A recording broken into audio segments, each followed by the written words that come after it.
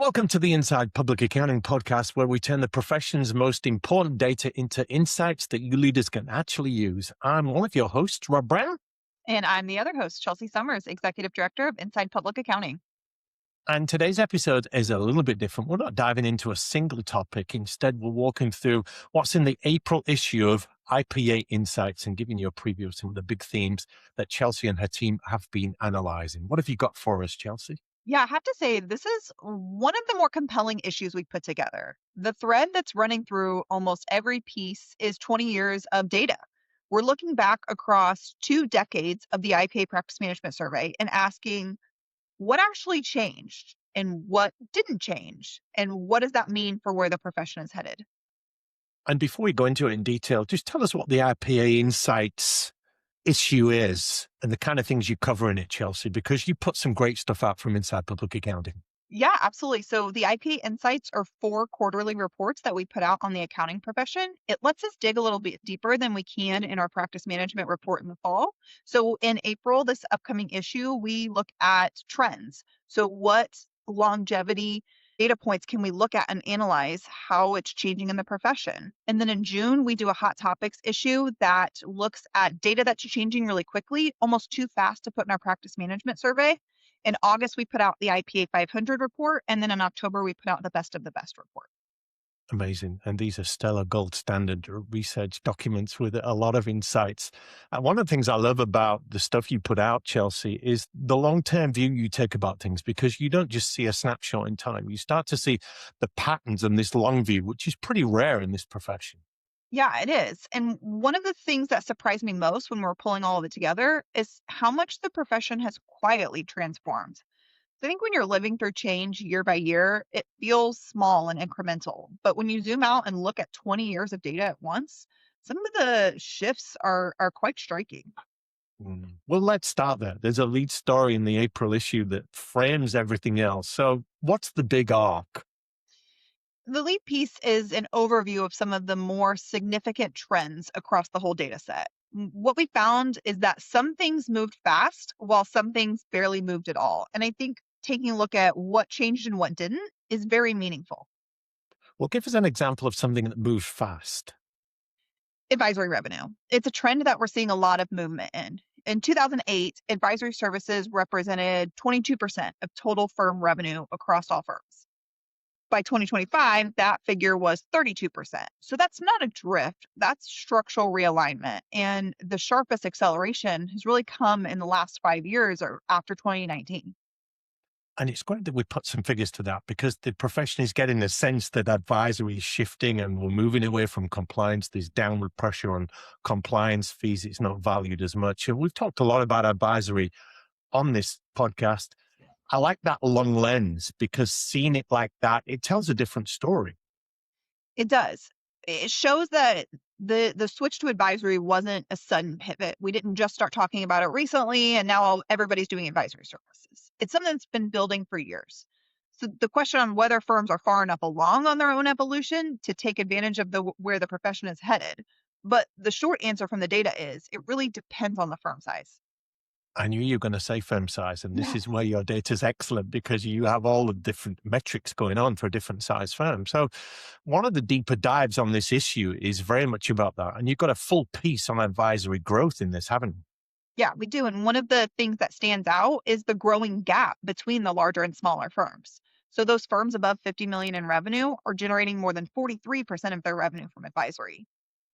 Yeah, we're nearly at the tipping point, halfway point. But the That's smaller massive. firms, those under 5 million, peaked in advisory a few years ago and have since pulled back. So they're now sitting at about 19% of their revenue. I'm surprised at how wide that gap is. You'd think the smaller firms would be pivoting faster and being niche and boutique and very much advisory focused, but that is a wide gap. It is very significant, and we're seeing it widen. So the firms that are farthest along started building the infrastructure for advisory several years ago. There's Right. firms that are just entering the strategy, and they're facing a steeper climb than the headline numbers suggest. So the report goes into what's actually required to scale it successfully, and it's more involved than most firms would expect. Okay. So that's something that moved very quickly, the advisory. What's something that's gone glacial in its movement that's barely moved, Chelsea? Yeah, again, something we talk about often, the billable hour. And I Oh, think the that lovely billable probably hour. I think the fact that it's barely moved probably surprises a lot of people because there's been so much conversation in the profession about moving away from hourly billing.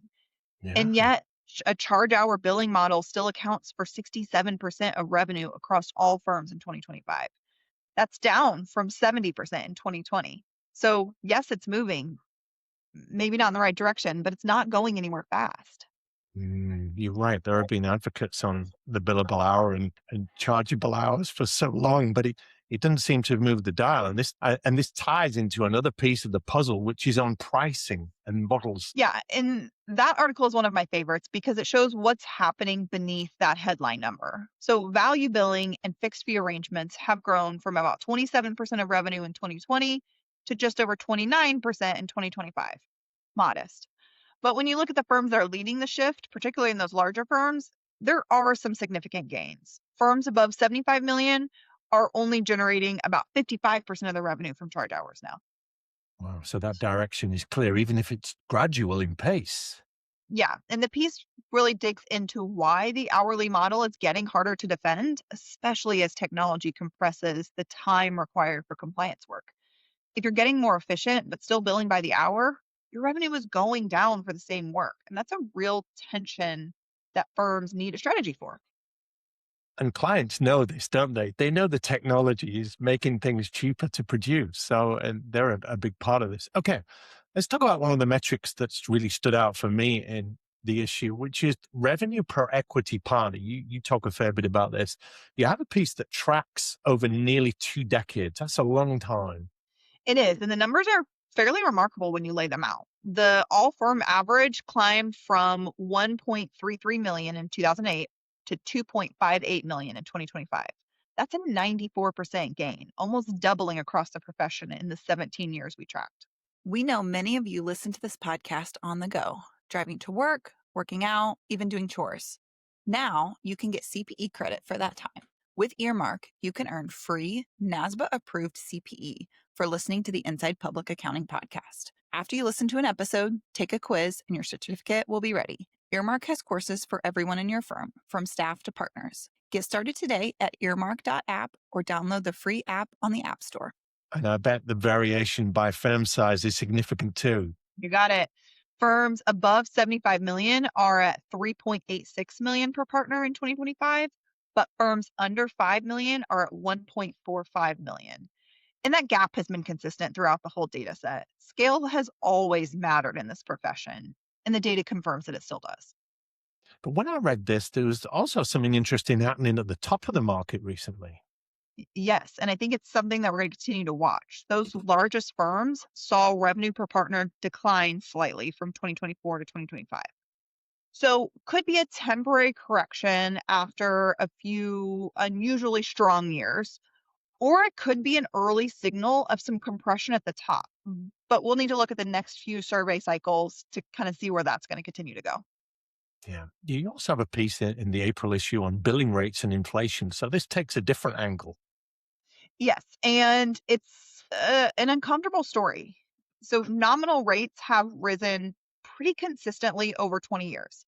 Equity partner billing rates went from $259 per hour in 2005 to 448 in 2025. So 259 to 448.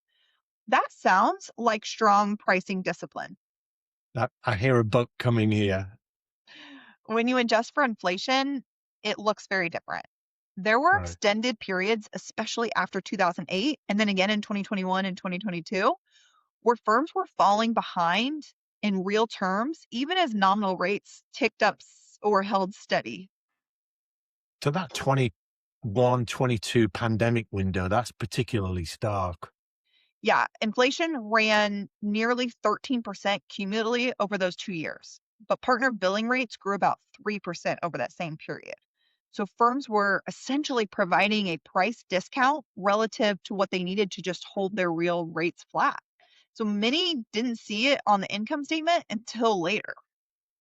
And that has real implications for how firms should be thinking about setting rates going forward.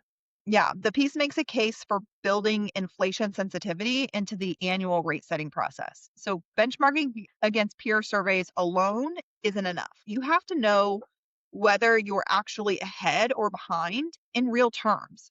And for a lot of firms, the honest answer to that question is more uncomfortable than the numbers might suggest. Yeah, there's so much I want to dive into here, but we've got to keep it moving on. Let's shift to something a little bit more structural. You've got a piece on the staff mix in this issue, and that topic doesn't really get a lot of airtime, but it sounds like the data's telling an interesting story. Yeah, so the ratio of professional staff to administrative staff is something that we've been tracking for a long time. So what we saw is from 2014 to 2022, firms ran fairly lean on the administrative side. The professionals to admin ratio peaked at 6.5. So there were 6.5 professionals per administrative staff. So Right. firms were growing revenue faster than they were adding support staff. The billable headcount kept climbing, but the operational infrastructure didn't keep up pace. That's really interesting. So what happened as a result? Well, the work didn't disappear, it just migrated. Administrative tasks got absorbed by managers and, in Of some cases, course. even partners. You Yeah. have expensive senior people spending time on coordination work that should require their involvement. And that's a leverage problem and it's a burnout risk. Total burnout risk. There's no wonder people are feeling so stressed. They're picking up a lot of the admin and lower level work that they shouldn't be doing. And so since 2022, something seems to have shifted, Chelsea. Yes, the ratio is starting to come down. Firms are reinvesting in their support capacity. For firms above 50 million, it dropped to 5.2 by 2025. So the piece in the issue asks whether it's a reactive correction or a deliberate strategic move, because really the answer to that question is going to dictate whether the changes stick in the future. And this connects to the advisory and the pricing shift too. Yeah, that's a good point. If firms are serious about growing advisory, then the staffing model that worked for compliance is not going to get them there in advisory. So the piece also poses a question I think every managing partner should sit with. Are you staffing for survival or for scale? So those are two very different operating models.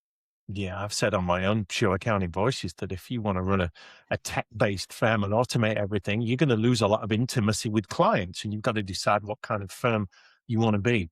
Okay, so let's summarize where we are so far, Chelsea. We've covered advisory growth, pricing models, revenue per partner, billing rates and inflation and staff mix. Just connect all of the dots for us here. Yeah, so the thread running through all of it is that the profession is moving in a consistent direction, moving toward advisory, toward alternative pricing, toward more deliberate talent management, but it's moving unevenly. The firms that were best positioned 5 years ago have, in most cases, extended their lead. The firms that were behind have, in most cases, fallen further behind.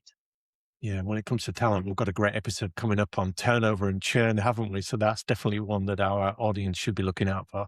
So the evidence about what works isn't exactly a secret, is it? You're laying it all out right here. Yeah, it's not. Firm leaders generally understand the case for advisory growth, for inflation aware rate settings, for investing in the right infrastructure. I don't think the gap is knowledge, it's pace. It's whether the depth and the speed of change at a given firm matches what the environment is now requiring of them. That's so well said. We hear how change management is the driver for firms that are succeeding or it's holding them back. And so, as always, Chelsea, we like to be practical in this show. You're very good at applying the knowledge that you're sharing with our listeners. So for people listening right now, what's the best way to dig deeper into all of this? Yeah, so the full April issue of the IPA Insights is now available through Inside Public Accounting. Each of these pieces is data dense in the best way. So there are trend lines going back 15 to 20 years in some cases. And if you want to know where your firm sits relative to the profession, this is really a place to take a look. And we'll have a link to order the report in the show notes. Yeah, if you want to stay relevant and informed, you've got to get your hands on this knowledge because there's nothing else like it in the world. It's terrific stuff. And if someone is listening to this and wants to pick up on anything in today's conversation, or you've got a question you'd like us to dig into, please send it our way for a future episode. We read everything that you send us, and we always love to hear from you. We do. And if you found today's episode valuable, please like, subscribe wherever you're listening. Leave us a comment or a review. Share it with a colleague, especially if they're in the leadership team. Thanks for listening to the Inside Public Accounting podcast, and we'll see you next time.